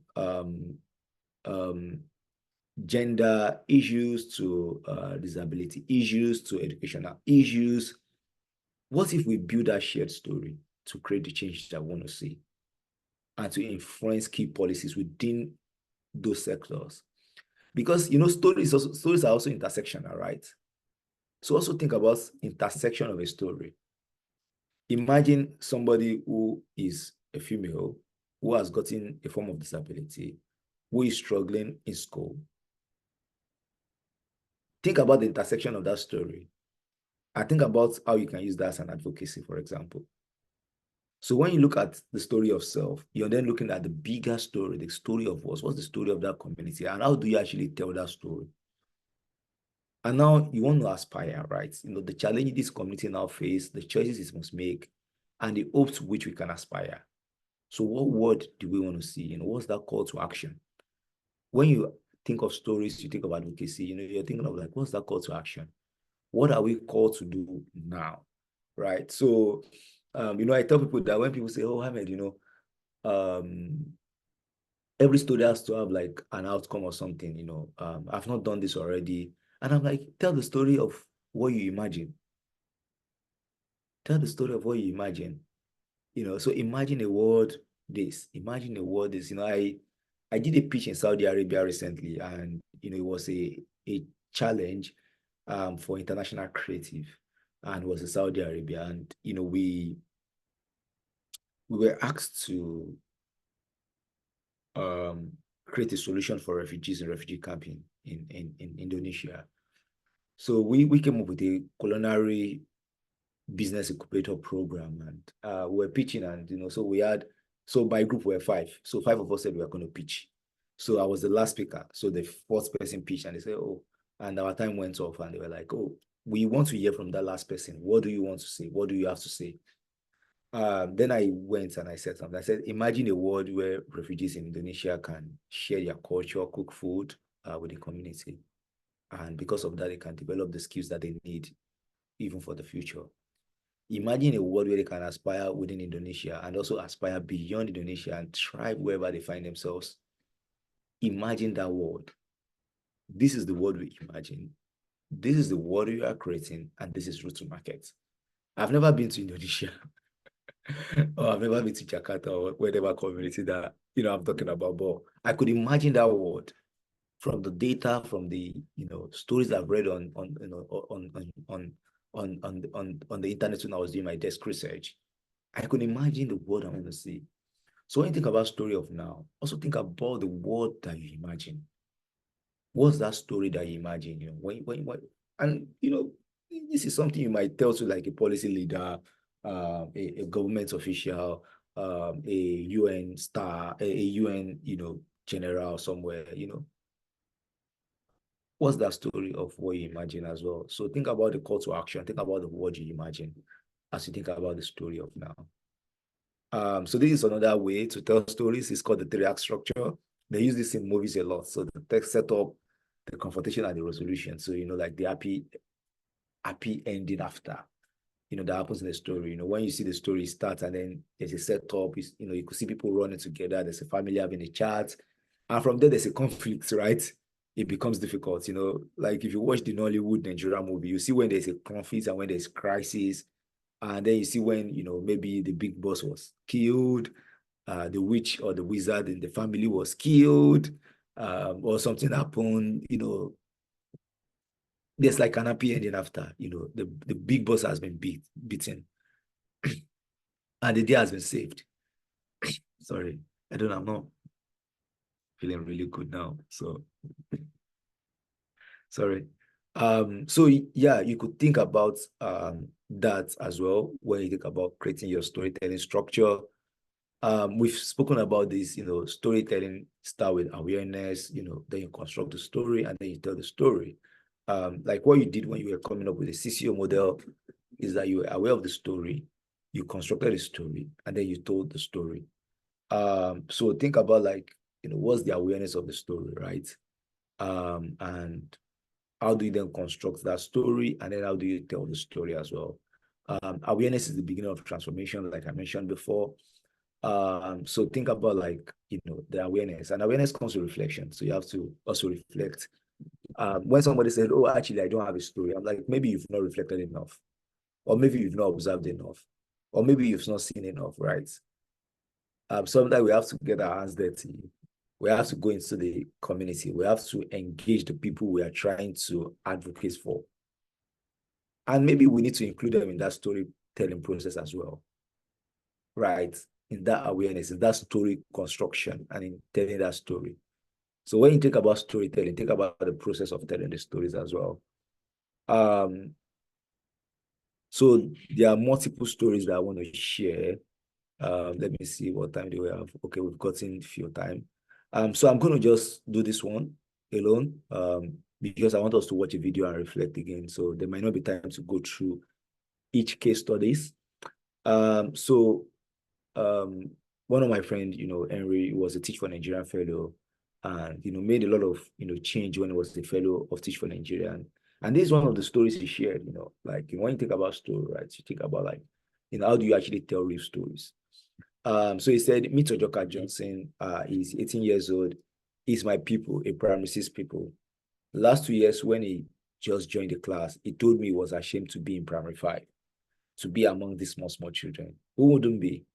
Today, it's always a thing of pride when I see him enjoying himself in the classroom. His concern now is just to learn. He has forgotten the shame of being the oldest among children. That is growth. We are both grown together these past years. He has had his weaknesses, and I'm glad I've been there to show understanding or judgment.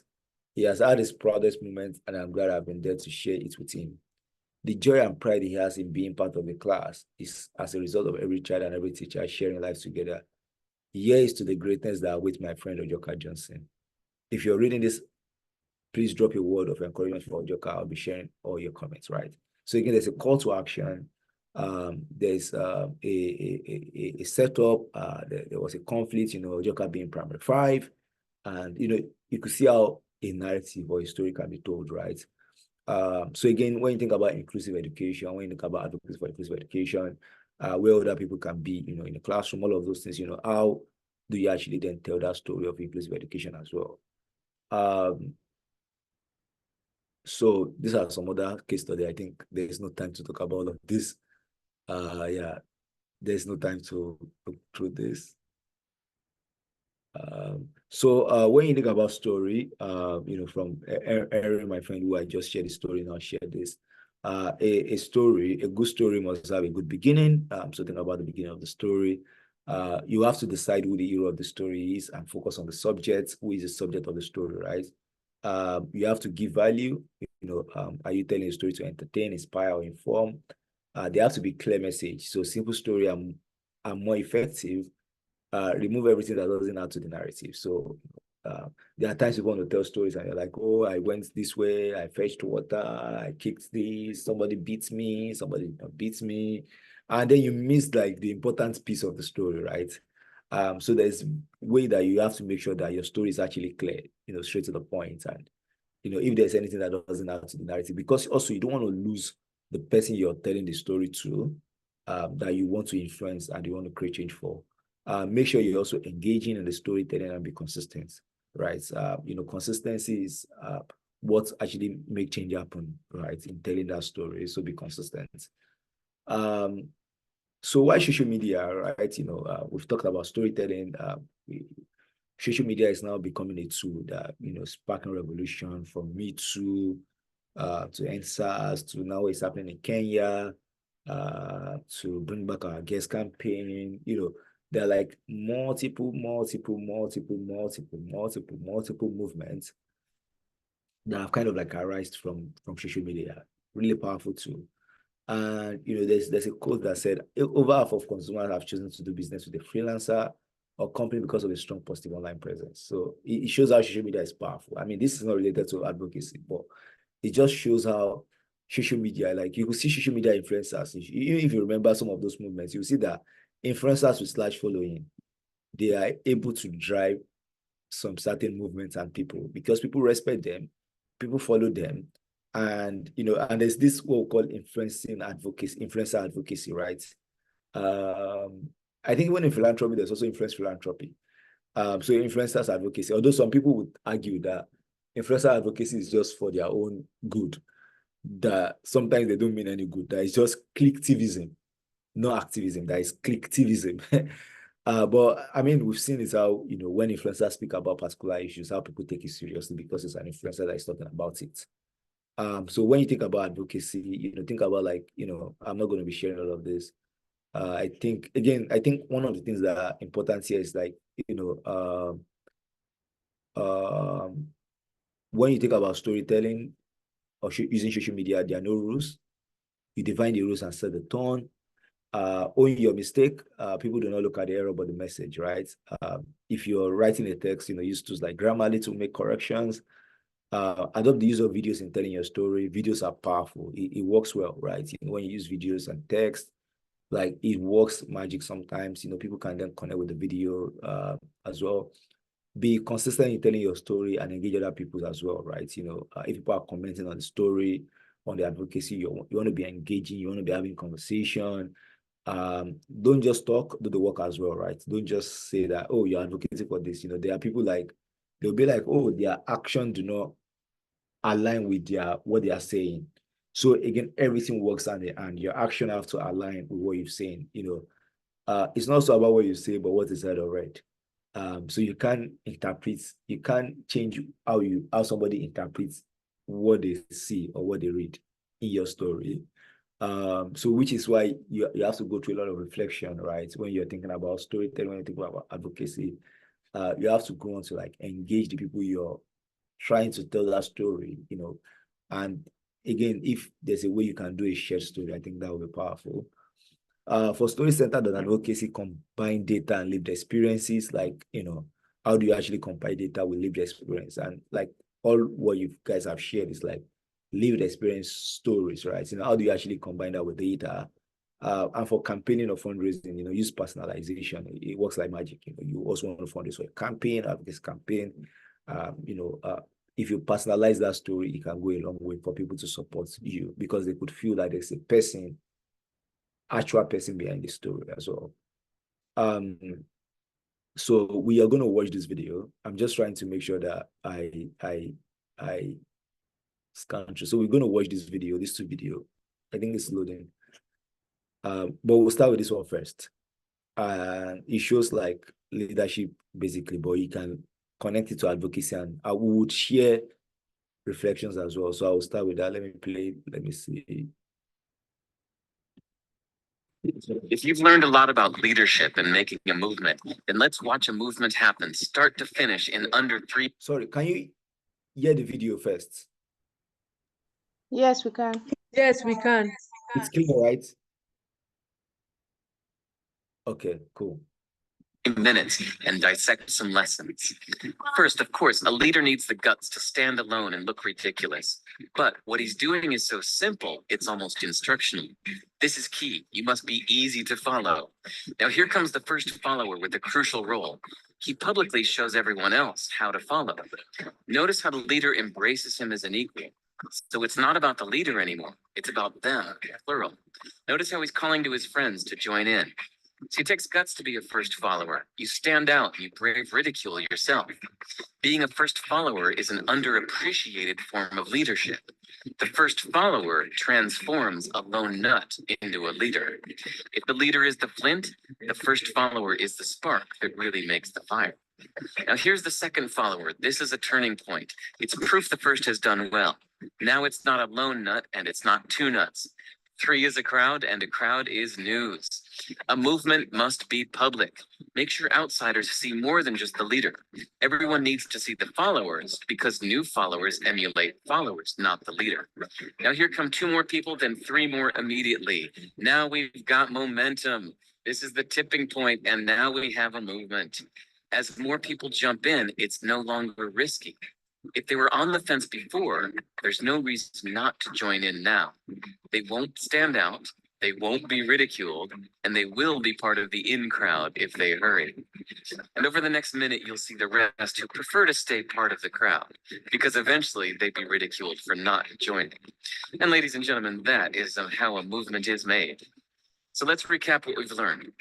If you are a version of the shirtless dancing guy, all alone, remember the importance of nurturing your first few followers as equals, making everything clearly about the movement, not you.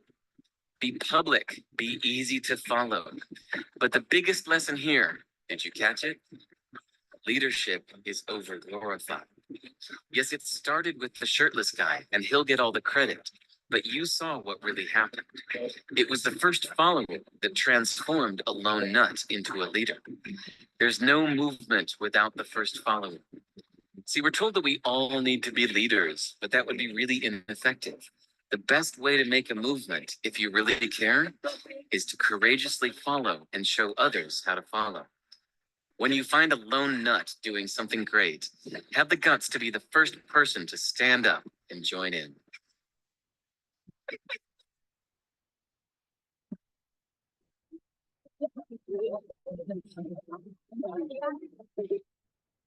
What do you think about this video or what you've heard?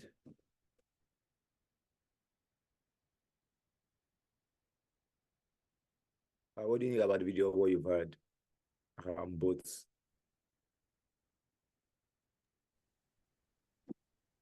Based on like the idea of advocacy and Can I say? yeah, please go ahead. I mean, it depicts the example Jesus did. I think the Last Supper when he had to watch the feet of this disciple to show them how leadership you get. So you lead by example. A leader is one who will not just lead. But in the case in our own country, Nigeria, our leader will be telling us, our leaders are telling us that okay, they know that's hard, but then they are buying things, building houses for themselves and all that. Like they are not coming down to level. So a leader is one who not just lead, but I mean you lead by following. So that's what I learned and grabbed from the. Yeah, it's nurturing the first followers, right? And when you think about advocacy as well, and you think about like influencing change, you need to like nurture that first follower who then make it safe for other people to be part of the movement. And I think, one of the ways to nurture that first follower is sometimes to shamelessly tell your story. So the guy with the shirtless top, shamelessly actually dancing in the front, and then other people actually joining in between makes it safe for other people to be part of the movement, right? And I think sometimes you have to, be that person who has that courage, and be that person as well to be the first follower to support a particular courage. Because one thing that I used to say is that, um, you can own a mission in another person's mission. You can own a vision in another person's vision. You can own a story in another person's story. You don't have to be a leader of a movement to own a story, or you don't have to be a founder of a movement to own a story, or you don't have to, be that person, to own a story. There are so many things that I've been part of, or so many movements that I've been part of, that I'm not the founder or I'm not the leader, but also like kind of like own that story and own a piece of it, right?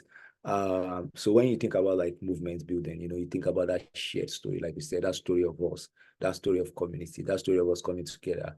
I think that is powerful. Do we have anybody who has other reflections as well?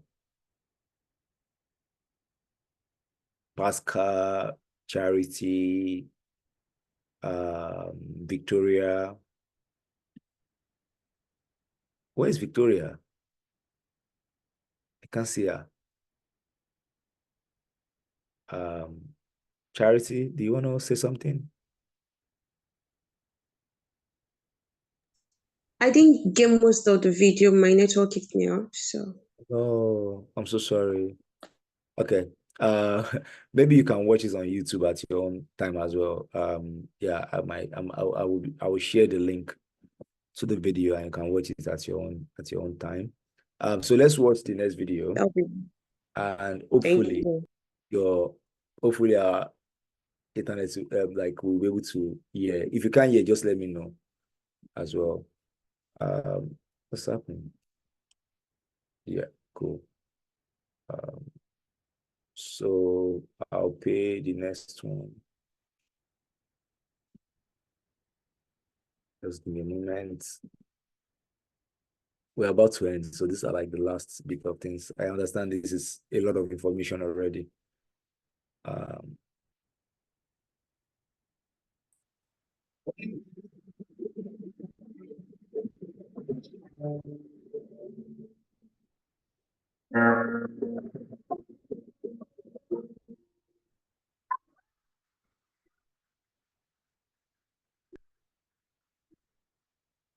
Barack Obama in 2004 was totally unknown. People were saying, I don't know who this guy is. I wonder why they picked him.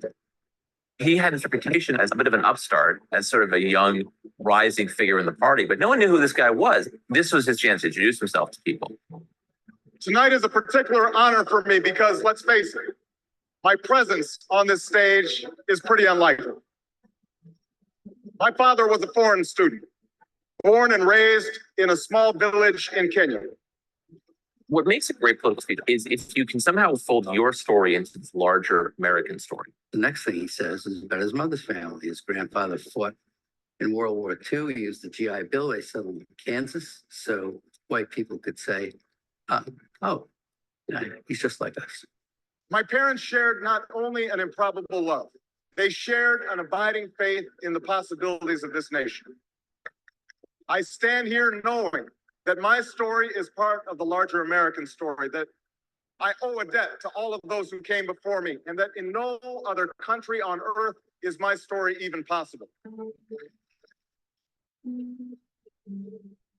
Going into this speech, we've had 4 years of George Bush, and we felt as a country like we've grown further apart. '04 was very much a divisive partisan race. Obama's speech is in some ways an antidote to that. Alongside our famous individualism, there's another ingredient in the American saga, a belief that we're all connected as one people. If there's a child on the south side of Chicago who can't read, that matters to me, even if it's not my child. If there's a senior citizen somewhere who can't pay for their prescription drugs and having to choose between medicine and the rent, that makes my life poor, even if it's not my grandparent. It is that fundamental belief, I am my brother's keeper, I am my sister's keeper, that makes this country work. E pluribus unum, out of many, one. He gives a speech that presages his entire political message of 2008, which is this sort of post-partisan argument. Now, even as we speak, there are those who are preparing to divide us. The spin masters, the negative ad peddlers, who embrace the politics of anything goes. Well, I say to them tonight, there is not a liberal America and a conservative America. There is the United States of America. Obama was born with two great gifts. One is his mind, and the other is his ability to speak to large groups of people. There are three things that Obama does that really makes that speech effective. He wants concrete detail. He likes story, and he loves antithesis, the use of repetition and structure to show contrast. There is not a liberal America or a conservative America. There is one America. There is not a Black America and a white America and Latino America and Asian America. There's the United States of America. The pundits like to slice and dice our country into red states and blue states. But I've got news for them too. We worship an awesome God in the blue states, and we don't like federal agents poking around in our libraries in the red states. We coach Little League in the blue states. And yes, we got some gay friends in the red states. We are one people, all of us pledging allegiance to the Stars and Stripes, all of us defending the United States of America. The way he uses his hands, he actually points a lot and does a lot of this, a lot of this, a lot of that. In doing so, he gives off this sense of energy. I am new. I'm someone who is dynamic. And he doesn't do that so much anymore. He's a little more solemn and reserved when he gives speeches today. And I think it's more reflective of his office. In the end, that's what this election is about. Do we participate in a politics of cynicism, or do we participate in a politics of hope? The hope of slaves sitting around a fire singing freedom songs. The hope of immigrants setting out for distant shores. The hope of a young naval lieutenant bravely patrolling the Mekong Delta. The hope of a mill worker's son who dares to defy the odds. The hope of a skinny kid with a funny name who believes that America has a place for him too. Hope in the face of difficulty. Hope in the face of uncertainty. The audacity of hope. His appearance at that convention, which was the best speech of the convention, better than John Kerry's, was electrifying. And without it, he wouldn't be president. I think sincerity means a lot. There are people who, when they speak the truth as they see it, and they're very effective doing that. I believe this country will reclaim its promise, and out of this long political darkness, a brighter day will come. Thank you very much, everybody. God bless you.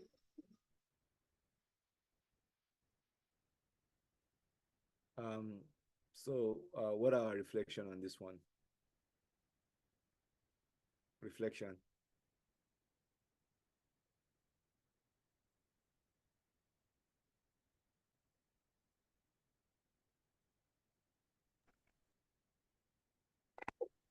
Okay, so can you? Yes, I can.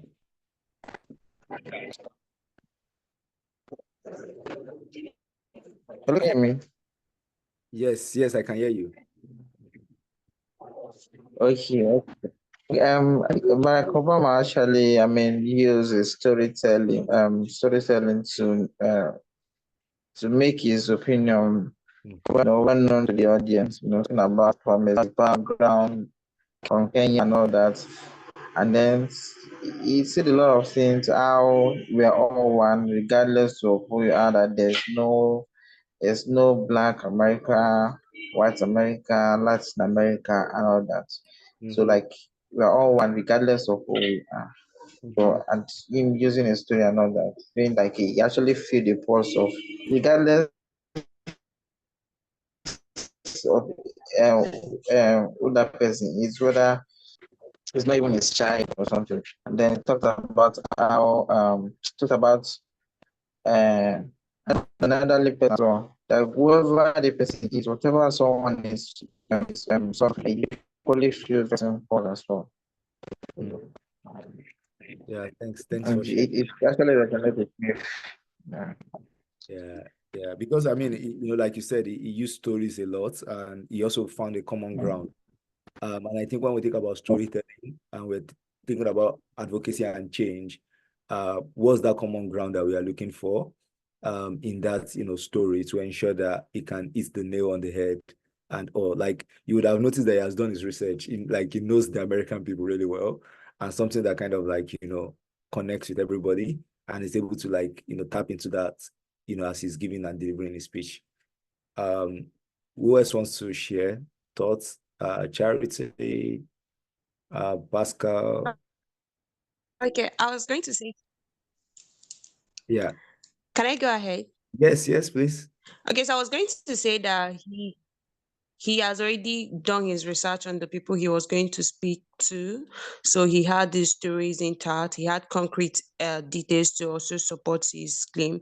But most importantly for me, I think he sold them a dream when he was stuck relating to them about the hope of a skinny kid. I'm sure there's a skinny kid that is watching it. There's somebody that has a skinny child that knows how the child feels. So he basically sold them a dream. Yeah, that's powerful. Yeah, I saw them a dream. And I think again, when we think about like, again, our story, how do we tie it into that larger, bigger dream, into like that larger, policy or story dream. And yeah, I think that's incredible. Thanks for sharing that, Charity. Pascal, you were raising up your hand initially. Please go ahead. Okay. I don't know where to start from again now because it's a lot of information already, like you likely pointed out now. So for me, I think story is no longer thinking. I know now how powerful and how magnetic stories are. Stories magnet people. And the type of stories that magnet people this time around is not just stories that are told for, telling's sake. Is very visible from Obama's speech and a couple of other we can also reference at this point, especially also the recent election, or national election we had. One of the candidates also behaved in this manner. So it's not just about telling the story. I mean, that story must have facts and figures in it. And it should be something that a research, of course, must have been done already.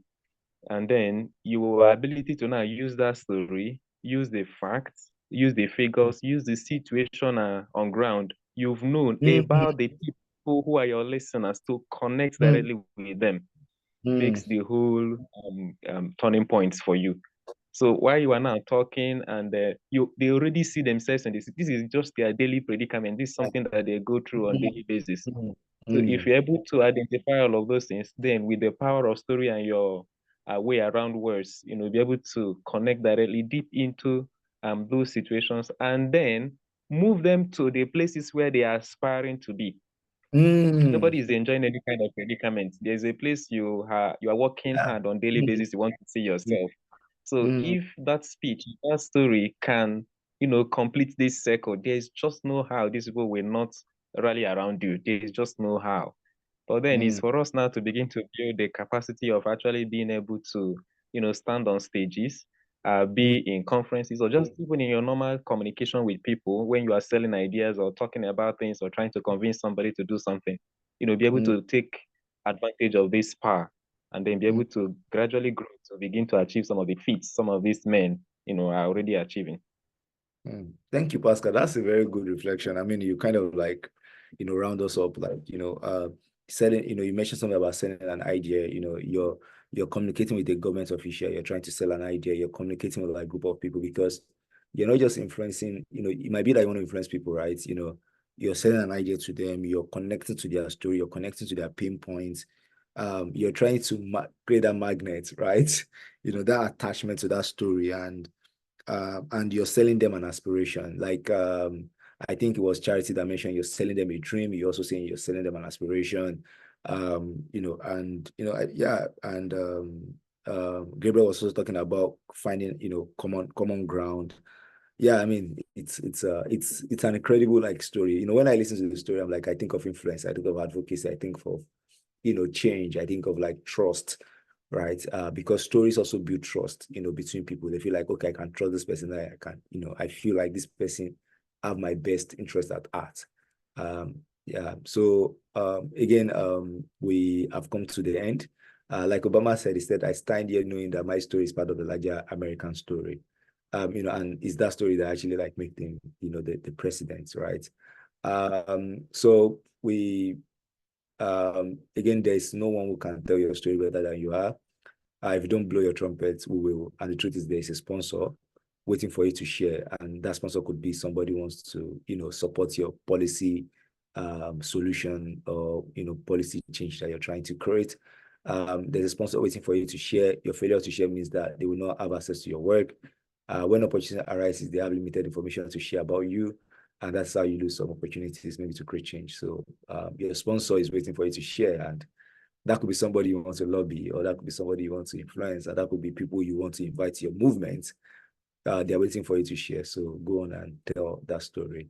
It's such a pleasure to be here, and it's such a pleasure to walk you through storytelling and advocacy. And thanks for being a good participant and for telling your own stories as well. Thank you.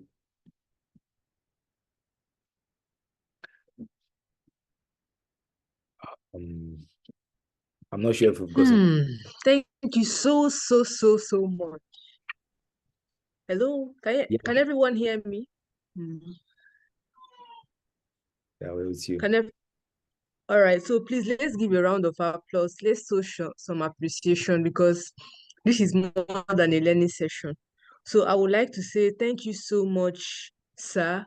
The session was very practical. It was interactive. It was rich. It was full, like it's a holistic class. And I don't even know why it's ending, but everything that has a beginning has an end. So thank you so much. We sincerely appreciate all the lessons we've learned from you. And thank you so much for telling your story. Yeah, it has motivated us, and we strongly believe that when we tell our stories, no one can tell it better than we do. Thank you so much. Your insights in advocacy and storytelling will help us a whole lot in carrying out our projects on elevating youth voices, building trust and civic cohesion. So at this point, I would like to know, is there anyone with a question? Do you have any question for our speaker? Do you have any question for our speaker? Okay, I have a short. Even though our time is fast. Can you hear me? Can you hear me? Can you hear me? Yeah, I can hear you now. Yeah, I think. Okay. Okay, talking about storytelling. I mean, some persons will be like, okay, I mean, you telling your story, you going and being emotional and all that, like weaving emotions and all that. So, what do you have to say about this? Like the emotional part of it, like when you are telling your story. Yeah, again, yeah, thanks for sharing. And I understand people can be a little bit critical with storytelling, and I think the problem is not them. The problem is not you. The problem is theirs, right? Those who would connect with the story will actually connect with the story, because the person you want to like influence is not. They might not be that person. So for me, it's like, I want to be able to connect. There's a why, there's a reason behind the story. And if that story actually changes or influences one person to create change and to make an effect or to stand up, I think I'm okay. So for me, it's like it's not that one person who is criticizing. Is that one person who is going to say that I've gotten the story and I've learned from the story, I've been inspired by this story, and I'm ready to take action, or I'm ready to join this course. So those are the people I'm telling the stories for. And I think it's very important to be able to define who you're telling the story for, so that when somebody come for you, you'll be like, well, you're none of my business. In a way, you're like, I'm not talking to you. You're like, and yeah, I think that'll be the way I'm going to respond to it. It's more or less like, what am I saying it to? There are times where sometimes I want to shy away. I don't want to tell the story. I don't want to share. But I'm like, there's going to be one person who will read the story and who will get inspired to take action, who will get inspired to start something in their community, who will get inspired to even face, maybe their leader somewhere. That's the person that I'm telling the story for, and that's why I'm sharing. I don't know if I've answered your question, Gabriel. So much. Yeah, okay. Thank you. Thank you. Okay, so does any other person have a question? Okay, I don't have a question. More like an appreciation, actually. So I just want to say thank you so much. Most of the fears, and remember when Ruth asked how I was feeling, and I said I was feeling a bit overwhelming because there's a particular project I'm working on. It has to do with creatives and advocacy. And sometimes I woke up this morning asking myself, can I really do this as a spoken word artist? What impact can I really make with this or what? And then reading your profile and seeing that you're a poet, I'm like, okay, if you can actually do so much with that, then definitely I can do. And especially what stood out for me was the fact where you say we shouldn't look at advocacy in terms of a larger frame or millions of people, but just one person that we might be able to impact. So that for me was a lot. So thank you so much for that. You're an inspiration. Thanks, Charity. I appreciate that. Thank you. Thank you. Yeah. That's great. That's great. So Charity has been moved from the zone of fear to the zone of learning and confidence. So that's great. Guys, All right, that's beautiful. I need to go now. I think I had a meeting for one that I've forgotten totally and I didn't know. And the person is like waiting for me and it's Okay. so I just need to All right, a so message thank there. you. Thank Bye. you. Thank you. Bye. All right, so thank you everyone for joining. So this is to say that I strongly believe we had a very interesting class. Yes, this was so interactive, so